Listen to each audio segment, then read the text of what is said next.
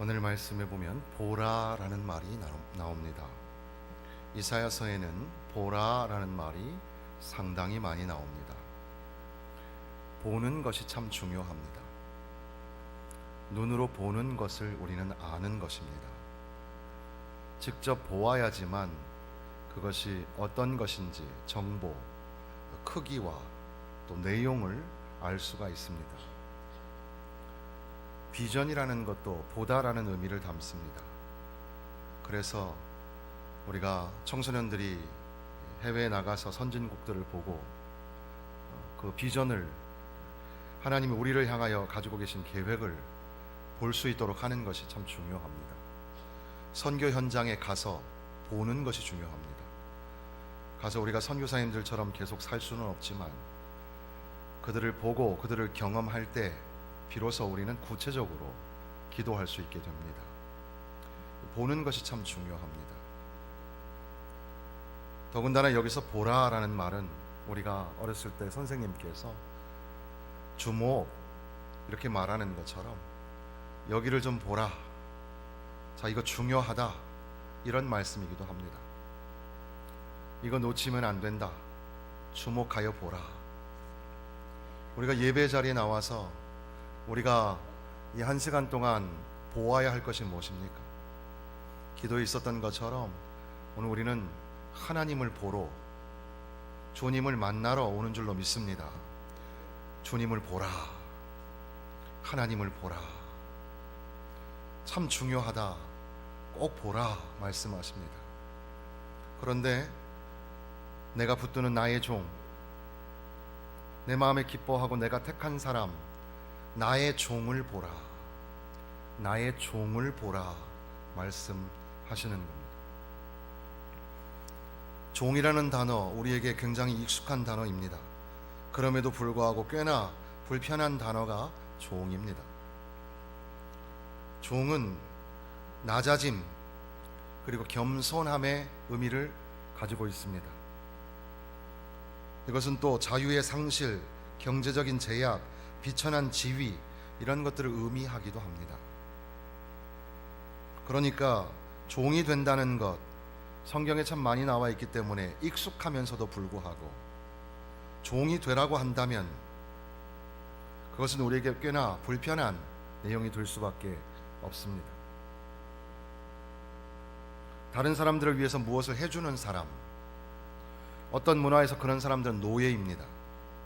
어떤 문화에서는 경제 계급에서 제일 낮은 계급에 속하기도 합니다. 하나님에 대해서 우리가 생각할 때 본능적으로 하나님은 높으신 분, 전능하신 분, 위대하신 분, 크신 분 등등으로 생각하지 하나님을 낮은 분, 그렇게 우리는 보지 않는 것처럼, 그래서 우리가 뭔가 일이 안 풀릴 때, 또 어려움이 생길 때 하나님 뭐 하시는 거지? 하나님 어디 계신 거지? 이렇게 원망을 합니다. 이 우주의 하나님, 천지 만물을 주관하신 하나님이 마땅히 하셔야 될 일을 해야 되는 거 아닌가, 그렇게 생각이 드는 겁니다. 그런데 사실 우리의 신앙이 알고 있는 것처럼 하나님은 쉬고 계신 분도 아니고 멈추어 계신 분도 아니고 여전히 우리와 함께 계시며 일하시고 계시는 것을 믿으시기를 바랍니다. 그런데 하나님은 어떻게 일하시는가? 그러니까 하나님이 어디에서 일하시지가 아니라 하나님은 어떻게 일하시는가에 관심을 가지면 하나님은 종으로서 일하신다는 사실을 우리는 알게 됩니다. 내가 지지하는 나의 종을 보아라. 내가 택하고 내가 기뻐하는 종이다. 내가 그에게 영을 두었고 그가 민족들에게 정의를 가져올 것이다. 그는 외치거나 목소리를 높이지 않을 것이고 거리에서 들리게 말하지 않을 것이다.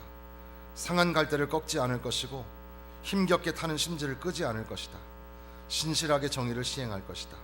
이 땅에 정의를 다 세울 때까지 포기하거나 낙담하지 않을 것이다. 여기에 종으로, 하나님은 종으로 사역하신다는 것을 우리가 발견하게 됩니다. 종에 대한 묘사를 곰곰이 생각해 봅니다. 종은 조용히 그리고 공손히 일하러 갑니다. 길을 다니며 부드러운 대화체로 이야기합니다. 자신을 부인하거나 무시하는 사람들과 벌이는 억지 주장이나 시끄러운 논쟁이 없습니다. 아주 부드럽게 자기 일을 하십니다. 그 종은 상한 갈대를 꺾지 않습니다. 그러니까 저항을 잘하지 못하는 사람을 이용하지 않는다는 뜻입니다. 그분은 만만해 보이는 사람, 곧 힘겹게 타는 심지를 강제로 끄지 않으십니다.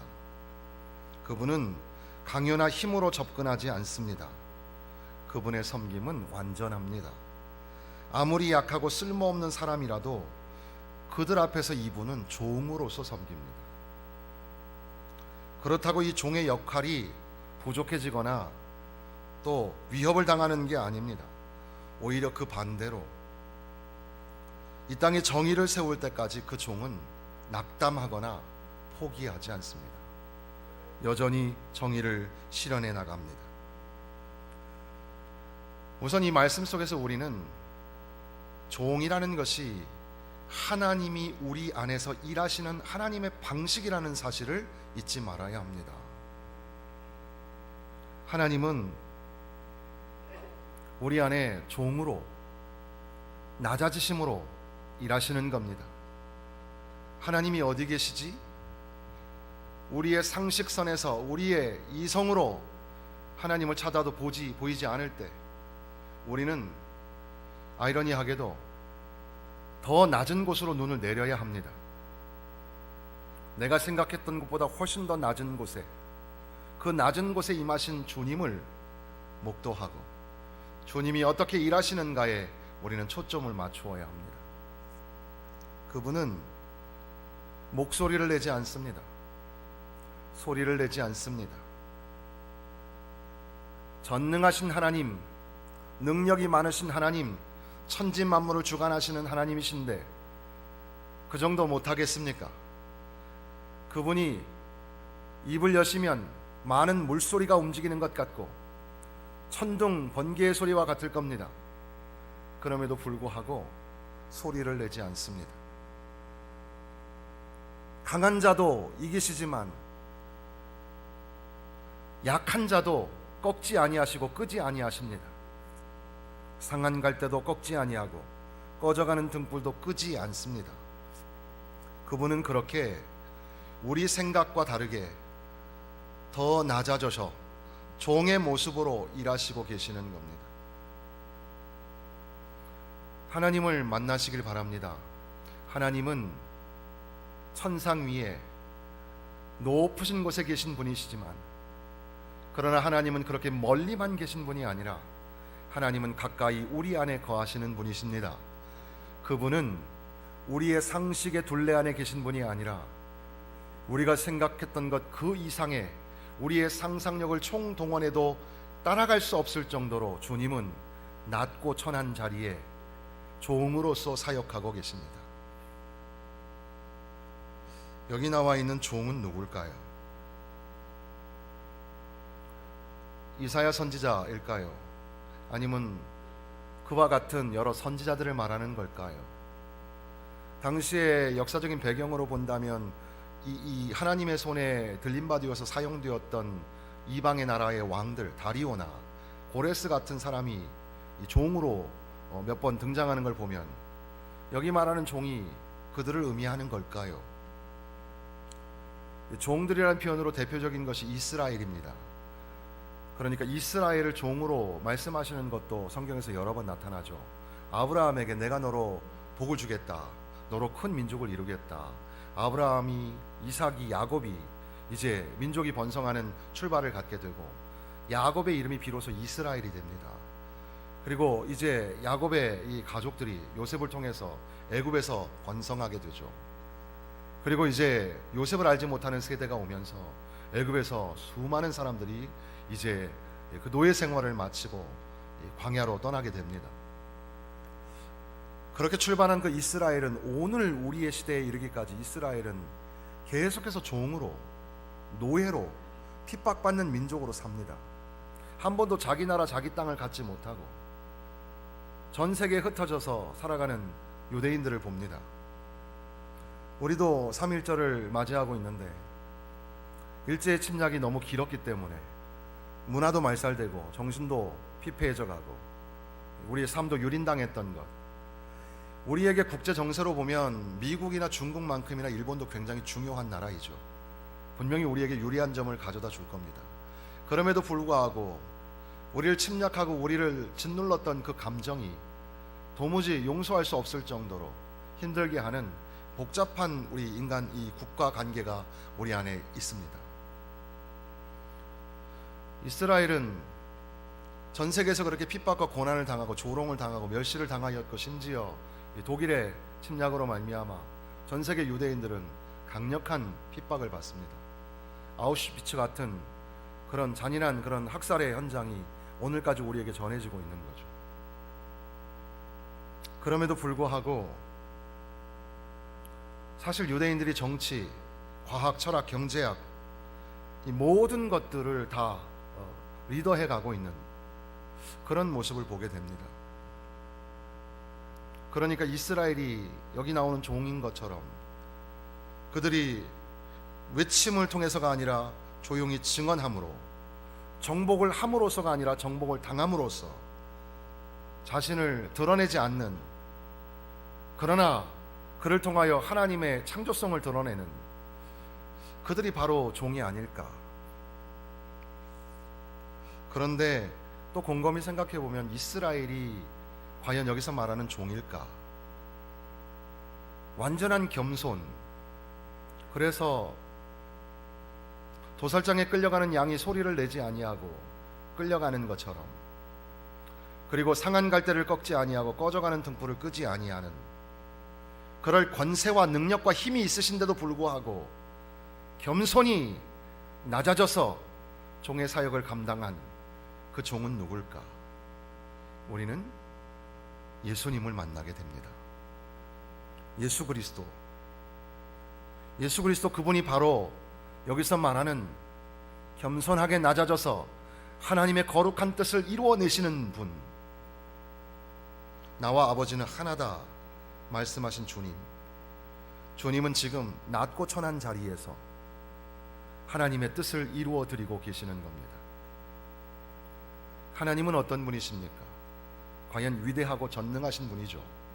그러니까 이사야 40장, 바로 우리가 읽은 본문의 앞부분에 이사야 40장, 예를 들면 이사야 40장 15절 같은 데 보면, 보라 그에게는 열방이 통의 한 방울 물과 같고 저울의 작은 티끌 같으며 섬들은 떠오르는 먼지 같으리니.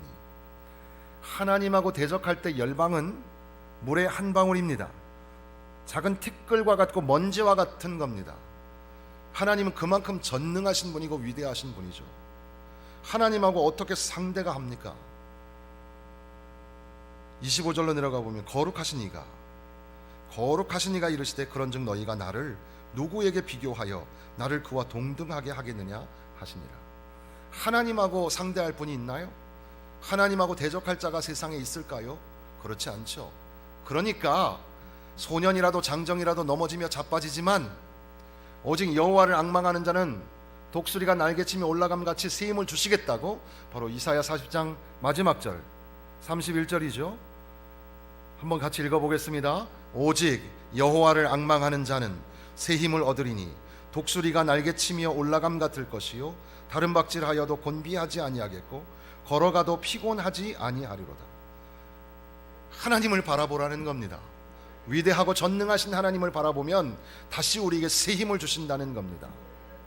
그런데 지금 역설적으로 지금 우리가 읽고 있는 42장에서 하나님은 종으로 역사하신다. 낮고 천한, 우리가 생각하는 수준보다 훨씬 낮은 곳에서 하나님이 일하신다는 것을 우리에게 말씀하시는데, 그 말씀의 정점에 예수 그리스도가 계시는 겁니다. 예수님이 탄생하실 것이라는 메시아의 예언은 성경에 여러 군데에서 기록되어 있었습니다. 그런데 적어도 왕의 혈통으로 오시는 분이고 메시아이시니까 그래도 뭔가 오시는 그 모양새가 남달라야 되지 않겠습니까? 화려하고 위대하고 웅장해야 되지 않겠습니까?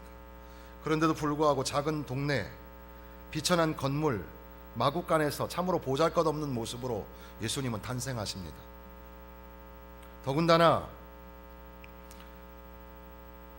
자라나셔서 생활하시는 그 동네, 갈릴리 나사렛이라는 동네에서 살아가십니다. 그 모습도 여전히 참으로 열악하고 어려운 그런 환경, 별로 유명한 곳이 아닌 그런 동네에서 자라나시는 거죠. 목수, 당시의 목수라는 직업은 노동자의 직업이었습니다. 오늘날 우리가 생각하는 목공 예술이라기보다는 험한 나무찜을 나르고 종처럼 노예처럼 그렇게 일을 해야 되는 그런 곳이었습니다. 어린 시절을 그렇게 보내신 예수님, 성인이 되어서 랍비로서 작은 무리를 이끌고 다니시며 소소한 말씀들을 하실 때 그 주변에는 대단한 재력가나 위력가가 오는 게 아니라 어린아이들과 친구가 되시고 그 당시에 힘이 없었던 여인들과 함께 했고, 그런 예수님의 모습은 참 초라하기 짝이 없습니다. 심지어 주님은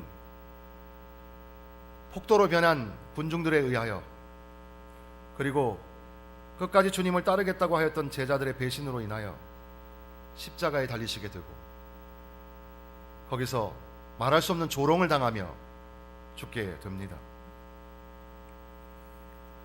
그러니까 예수님의 낮아지심, 예수님의 종으로 오심, 그분은 십자가에 달리시면서 천군 천사를 동원할 수 있는 힘이 있으셨지만 그럼에도 불구하고 말씀에 예언하신 대로 성경을 이루시고자 순종하셨습니다. 그것을 우리에게 보여주시는 여러 성경 말씀 중에 한 구절 찾아보면 빌립보서 2장입니다. 빌립보서 2장.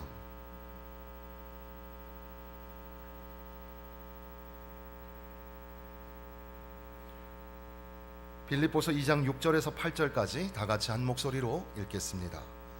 그는 근본 하나님의 본체시나 하나님과 동등됨을 취할 것으로 여기지 아니하시고 오히려 자기를 비워 종의 형체를 가지사 사람들과 같이 되셨고 사람의 모양으로 나타나사 자기를 낮추시고 죽기까지 복종하셨으니 곧 십자가에 죽으심이라. 아멘. 하나님과 본체, 하나님과 동등하신 분, 그런데 그분이 오히려 자기를 비워서 종의 형체를 입으셨다. 사람들과 같이 되시고 사람의 모양으로 나타나셔서 자기를 낮추셨는데 죽기까지 복종하시고 십자가에서 죽으셨다는 겁니다. 예수님의 모든 행동이 섬김이었습니다. 종의 역할이었습니다. 물론 사람들로부터 하나님의 아들이라는 말도 들었고 크고 작은 이적들도 일으키셨습니다. 그러나 그분의 취하셨던 모습은 철저하게 종이었습니다. 섬김을 받으려 온 것이 아니라 섬기려 왔다고 하였습니다. 유별나지도 않았고 요란하지도 않았습니다. 그분은 자기를 드러내지 않았고 조용히 묵묵히 끌려가셨습니다. 상한 갈대를 꺾지 않으시고 힘겹게 타는 심지를 끄지도 않았습니다. 그저 인간의 형태를 입으신 주님은 말할 수 없는 인간으로서 치욕거리요 모욕거리인 십자가에 매달리고 못 박혀 죽게 되었습니다. 예수님은 자기의 삶을 하나님 나라의 이 오심을 겨자씨로 비유하고 누룩으로 비유하고 미랄로 비유합니다. 작고 미천한 씨가 어떻게 얼마나 커지는가.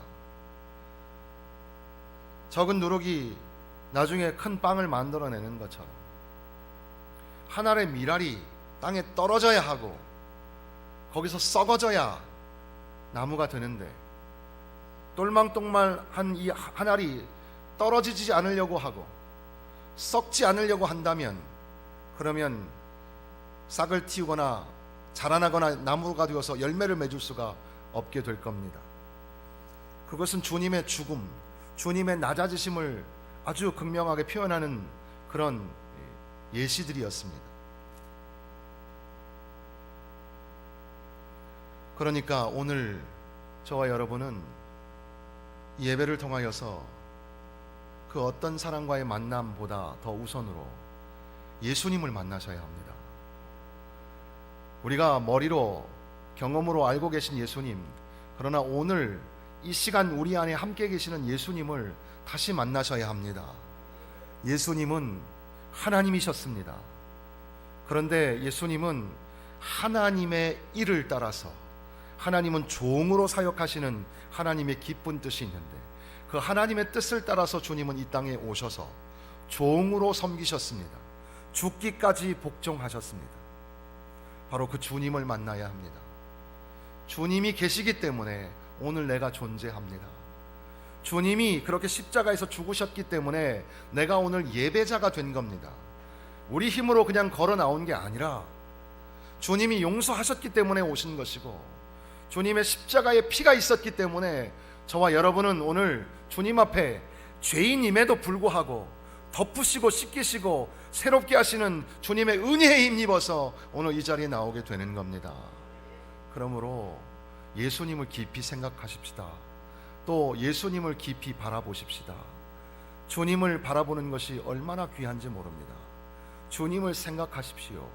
그렇게 낮고 천한 자리에 들레지 아니하고 꺾지 아니하고 끄지 아니하시는, 그렇게 묵묵히 끌려가셨던 주님처럼 우리도 주님을 깊이 생각하며 주님의 십자가를 우리 가슴에 묻고, 주님이 우리에게 베풀어 주신 그 대속의 은혜, 그 구속의 사랑을 기억하며 감격의 눈물로 감사의 마음으로 주님 전에 나와 예배할 수 있기를 바랍니다. 그러니까 계속 반복하는 이야기지만 오늘 이 말씀 속에서 나의 종을 보라, 나의 종을 보라, 이 말씀은 우선적으로는 하나님은 종으로 일하신다, 이것을 우리가 알게 되었습니다. 하나님은 위대하신 분, 하나님은 천지 만물을 주관하시고 우리를 다스리시는 왕 중의 왕이십니다. 그러나 하나님은 낮은 자의 자리에서 종으로 일하신다는 겁니다. 하나님을 찾기를 원하십니까? 낮은 데로 내려가십시오. 그리고 하나님의 그 낮은 자의 그 섬김의 종의 사역의 이 절정, 바로 그것이 독생자로 이 땅에 오신 예수 그리스도입니다. 예수, 종으로 오신 예수님을 보십시오.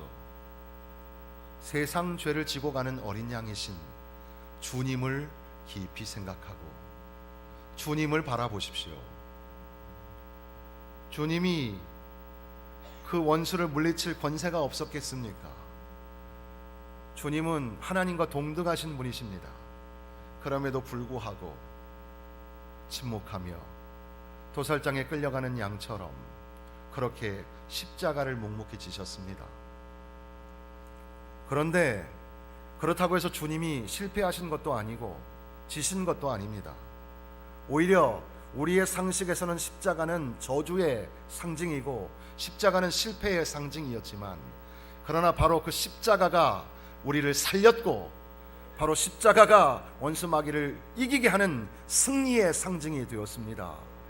예수 그리스도의 십자가, 그것만이 영롱하게 우리에게 비춰지기를 주님의 이름으로 축원합니다. 말씀을 맺히면서 한 가지 더 기억해야 될 것이 있습니다. 바로 주님의 종의 사역을 이제 저와 여러분들에게 도전하시는 겁니다. 하나님은 우리를 통해 일하시기를 원하십니다. 직장에서, 삶의 현장에서, 그리고 또한 교회에서 우리의 모든 직분은 종으로서 섬기는 직분들입니다. 우리도 권자에 올라가서 다스리고 싶은 욕망이 있지만 하나님의 뜻을 본받아 주님을 바라보면서 섬김의 자리, 종의 자리, 낮은 자리로 나아가야 합니다. 그래서 우리가 읽었던 빌립보서 2장은 그 전에 앞서 너희가 사랑에 무슨 위로나 권면이나 교제가 긍휼이나 자비가 있거든 마음을 같이하여 같은 사랑을 가지고 뜻을 합하며 한 마음을 품어 아무 일에든지 다툼이나 허영으로 하지 말고 오직 겸손한 마음으로 각각 자기보다 남을 낮게 여기고 각각 자기의 일을 돌아볼 뿐더러 또한 각각 다른 사람들의 일을 돌보아 나의 기쁨을 충만하게 하라. 너희 안에 이 마음을 품으라. 예수의 마음이니. 예수의 마음을 품고 겸손하게 낮아져서 우리의 삶의 자리, 가정에서 또 직장에서 또 교회에서 우리의 섬기는 모든 자리에서 낮아지고 우리의 상식 수준에서 훨씬 더 낮아져서 하나님을 만나고 주님을 만나고 주님처럼 그렇게 섬김의 삶을 살아야 될 줄로 믿습니다. 일어나라 빛을 발하라. 이것이 이사야서의 아주 강력한 메시지인데 일어나라 빛을 발하라. 우리 교회도 빛을 발하는 한 해가 되었으면 좋겠습니다. 그런데 이 빛을 발한다는 것은 철저하게 섬김의 종으로 낮아져야만, 이스라엘 백성들이 철저하게 회개하고 돌아와야만 되어지는 필연적인 그런 과정입니다. 예수의 십자가, 주님의 가신 그 십자가의 길을 걷지 않는다면 영광의 빛을 만날 수가 없습니다. 우리 모두 낮아져야 합니다. 우리의 언행심사가 낮아져야 하고 우리의 영적인 교만이 깨져야 합니다. 예수님을 높이고 예수님을 따라서 우리들도 철저하게 낮아져서 주님이라면 어떻게 하셨을까? 주님이라면 어떤 걸 원하셨을까? 기억하시면서 주님의 뜻을 따라 살아가시기를 주님의 이름으로 축원합니다.